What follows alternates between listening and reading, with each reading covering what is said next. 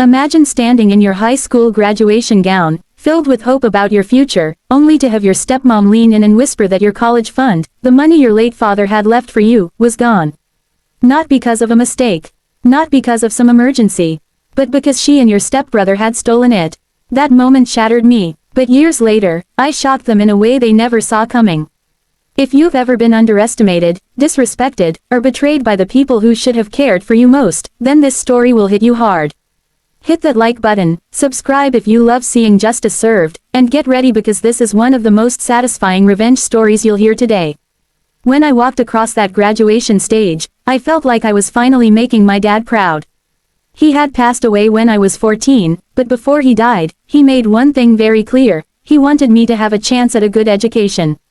He had worked hard his whole life, and the one gift he left me was a college fund. I always thought of that money as a promise from him, a bridge to the future he wouldn't be there to see. But right after the ceremony, while everyone else was taking photos and hugging their families, my stepmom pulled me aside. She looked me straight in the eye, smirking in that cold way she always did, and said, "Your money is ours now." At first, I didn't even understand. I thought maybe she meant something about taxes, or paperwork. But then my stepbrother, with this smug little grin plastered across his face, chimed in, "Dad left you money, sure. But Mom said I needed it more. We already used it." My stomach dropped. I felt like the ground had disappeared under me. My chest tightened so hard I could barely breathe. This wasn't just money. This was my father's last wish. This was my shot at a life he wanted for me. And they had taken it without shame, without guilt, as if I didn't matter. I wanted to scream, to fight, to demand answers, but I was 18, broke, and standing there in my cap and gown with nothing but a shattered dream. My stepmom turned and walked away like the conversation was already over.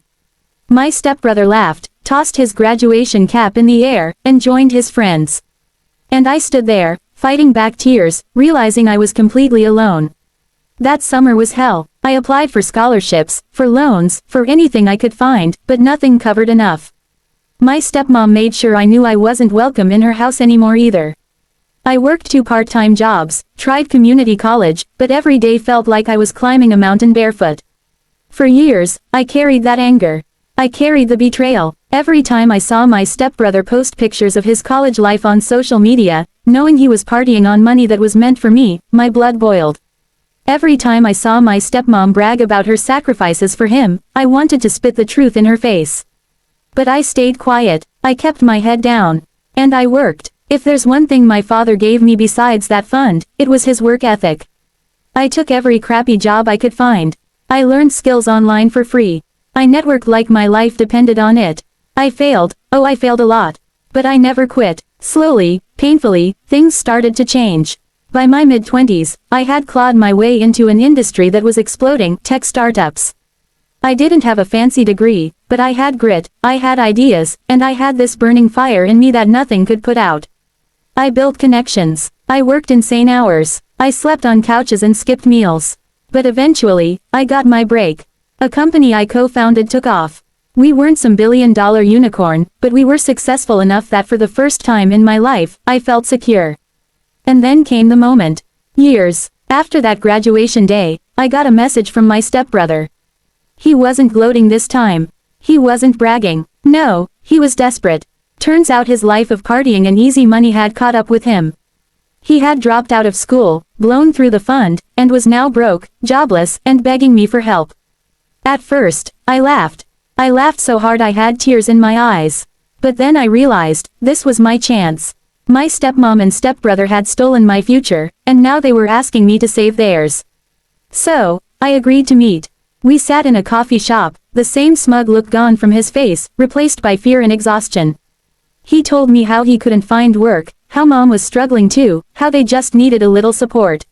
He actually had the nerve to say, "You turned out fine without that money, so it wasn't a big deal back then." I leaned in, just like my stepmom had leaned into me at graduation, and I whispered, "Your money is mine now." His face went pale. I told him about my company, about the success I'd built from nothing. I told him I didn't need his thanks, didn't want his apology, because the truth was, I owed him and his mother nothing. They had stolen my father's last gift to me, and they had expected me to crumble. But instead, I built a life they could only dream of. And then I left him sitting there, broke, desperate, and realizing just how badly he and his mother had underestimated me. Walking away from that coffee shop, I felt a release I can't even put into words. For years, I carried the weight of betrayal, the anger, the grief. But in that moment, watching him squirm, watching him realize karma had finally come full circle, I felt free. My revenge wasn't loud or violent, it was success. It was the fact that I didn't need them, but they needed me. Sometimes, the best revenge isn't taking back what was stolen, it's proving you can rise higher than they ever imagined without them.